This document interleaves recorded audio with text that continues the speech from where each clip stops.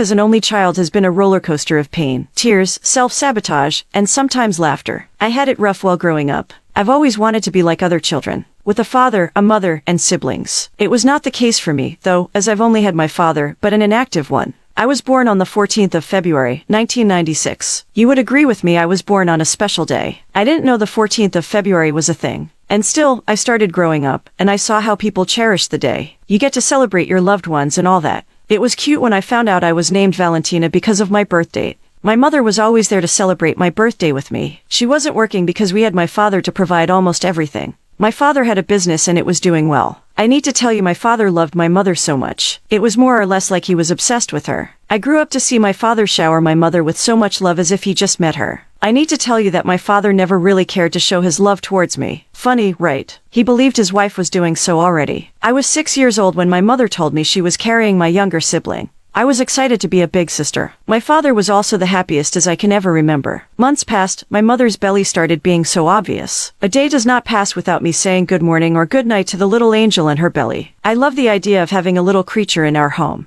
The most loving husband that was my father stopped my mom from doing everything, down to her dressing me up. He just wanted his trophy, my mother, to be comfortable. My mom was 8 months pregnant now, when my dad had to travel out of state. He really wanted his wife to go with him, so he said. My mom decided against it because she had her little Valentina to take care of. Valentina was coming, which was also my birthday. She wanted to be available for me, and my dad, Ferdinand, had no choice. He traveled. My birthday came, and not in a million years would I thought the most tragic thing would happen. It was a really sunny afternoon. My mom came to pick me up from school so we could start my birthday properly. I had everything I wanted as a baby, presents with a few friends from our neighborhood. We played, we ate, well, we wanted ice cream. Vanilla flavor precisely. We've always had it at home, but it was funny that particular day. Because out of everything present, my ice cream was missing. My mom volunteered to go get me some so I could share with my friends. Mom stepped out and it was the longest I've waited my entire life. My friends' parents started coming in to take their children home as it was already getting late into the night. I was left alone. My mom was absent. My ice cream was absent. I was alone. I was scared nobody was coming.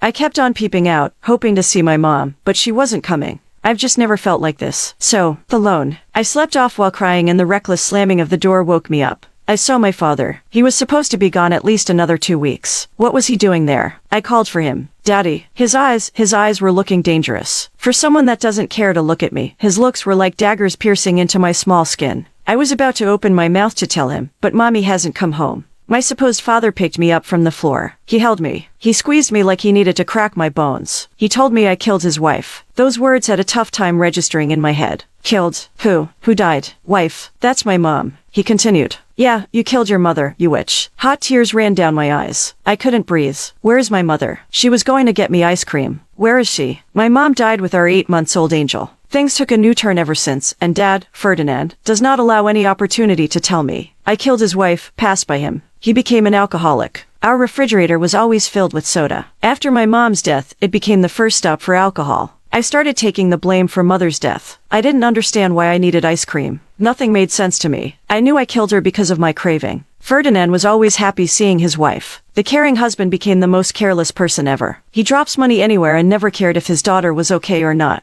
That became my reality. I started living with the fact that my mother died because of me, and my father became an alcoholic person because of me. I brought tragedy into our sweet family. As a young girl, I was growing up with so much pain and struggle. I longed to see my mother each and every day. I inflicted pain on myself, hoping she'll come to clean my wounds and maybe even stitch my cuts. Wanted to die, hoping I would get to meet the angel I never met. I never saw my mom in my dreams. That made me believe I killed her, and Mom was mad at me after life. Well, she loved me. She would have come to my dreams to say hello, but I killed her. She hates me now. Year in, year out. Birthdays stopped being the same for me. I hated the idea of birthdays. Valentine's Day, I hated it. I don't go out with friends to celebrate their day. I get scared I might cause the death of another person. I was 14 when I got introduced to Layla. I was coming back from an after-school music class when I noticed a woman with blonde hair moving her bags in our home. I was confused at first, but I moved closer to her. I greeted her and asked if she made a mistake with the house address. To my surprise, this woman in her late 30s from her looks said, "Oh, you're Valentina. I know you." I was mortified. How did you know me? Who are you? She told me she was my father's wife and my stepmother. But obviously you'll now call me Mommy, were the words that came out of her mouth. I immediately figured something was not right about her. Her aura, her demeanor, her poise, were all screaming devil. I told her, "You're not my mother." I did not bother to wait for a reply when I went in.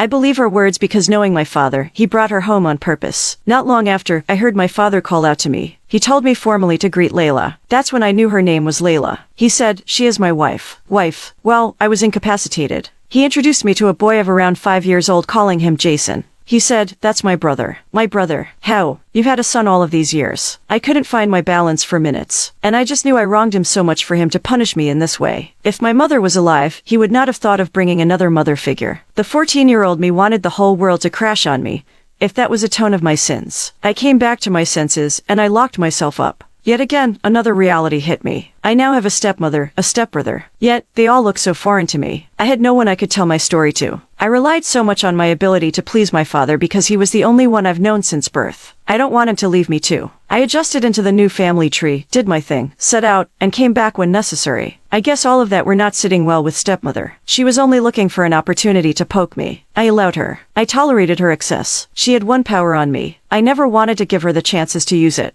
I never wanted her to report me to my father. I killed my mother. I need my father to father me from afar like he's always done. Years went by, faster yet slowly, and Layla was supposed to be a great stepmother. But she acted as if she was swearing an oath never to be good for me, not even for a minute to talk about my day. Layla, well, she got me violated. She said I caused my mother's death and I did not deserve to live well. Layla set me up. I cried for days. I couldn't tell anyone. I never had a close friend because I never want to hurt them. My father was the farthest from me. I couldn't tell him what his wife did to me. My stepmom told me if I act smart, she would show me she was smarter. I didn't know what I did so wrong. I could not move away from home. I lived in total fear 24/7. I didn't want my life story to be more complicated. I wanted to be great, but devil sat in my house. Those dreams to be great were plentiful, flushed down the toilet. My stepmom taught my stepbrother, Jason, to be mean to me. This little devil would throw things at me in public. This little guy would tell people I steal things from his mother. My dad was oblivious to all of these things, or I should say he feigned ignorance. Probably just wanted to torture me. Months after I was violated, I noticed some changing in my body. I thought I was sick. I went to the pharmacy to get medications. I did self-medications and all was well. So I thought. My body system did not get any better. I summoned the courage and I spoke to my stepmother. She immediately told me I was pregnant. I knew she hated me. I thought she probably said I was pregnant to get some reaction from me. Why would I be pregnant? That really was not possible. She read my expression. She realized I wasn't fazed. She repeated herself. "Girl, you are pregnant." I registered the words and I knew I was in trouble. Cold shivers ran down my spine. I was 18. How could I be pregnant? How? Layla said she knew I was up to no good. She said I wanted to bring my father another pain. I didn't allow my father to enjoy his wife, and now I become pregnant. I don't even have a boyfriend. I got pregnant because of what she did to me. She picked up her phone to call my father. I knelt down in front of her with tears in my eyes. I told her, please don't call Dad.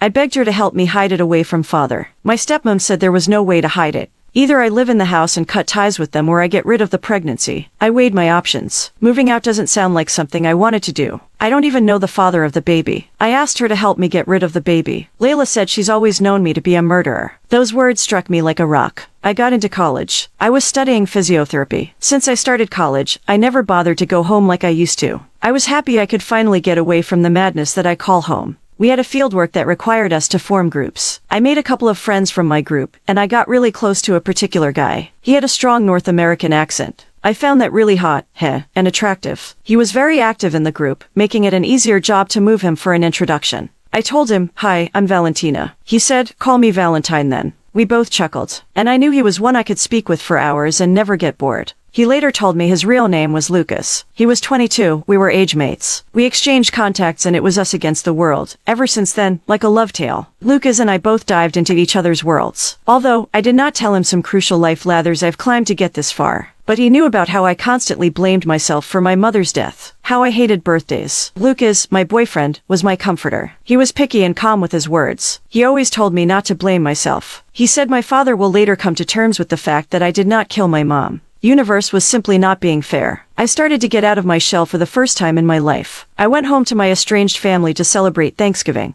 I got home and noticed the atmosphere home was bitter. It wasn't welcoming at all. No one was poking me, everyone was just giving attitude. I prepared food, hoping everyone would come around. Suddenly, my dad stumbled into the living room. He kept on saying, "It was your fault, you're evil. It was your fault, you're evil." I was confused as to what was going on, just for Layla to come out too. She stood in front of my dad and called him a serial cheater. She told my father to shut up and stop acting like a saint. Nothing prepared me for the revelation that befell me. Layla said my father cheated on my mother with her, and now he wants to cheat on her with someone else. She said she'll never allow such. Your wife died the day she found out you've been cheating on her. Almost fell to the floor. I went dumb temporarily. My father told her to keep quiet and not open the healing wound. Ferdinand said, why you did not meet with her on your daughter's birthday? Why did you tell her I was seeing you? You killed my wife on my daughter's birthday, you evil woman. I didn't know how to act. I picked the bag and I stumbled out of the house, barely holding myself together. I vowed never to come back to this house. My father was also acting all loving and caring to my mother. He was cheating, all those times, huh? I went to my boyfriend, Lucas. I explained everything while crying profusely. I told him how I got violated, got pregnant, and got rid of the pregnancy through this woman, Layla. She ruined my family with the help of my father, she killed my mom, and she was hell-bent on ruining me too.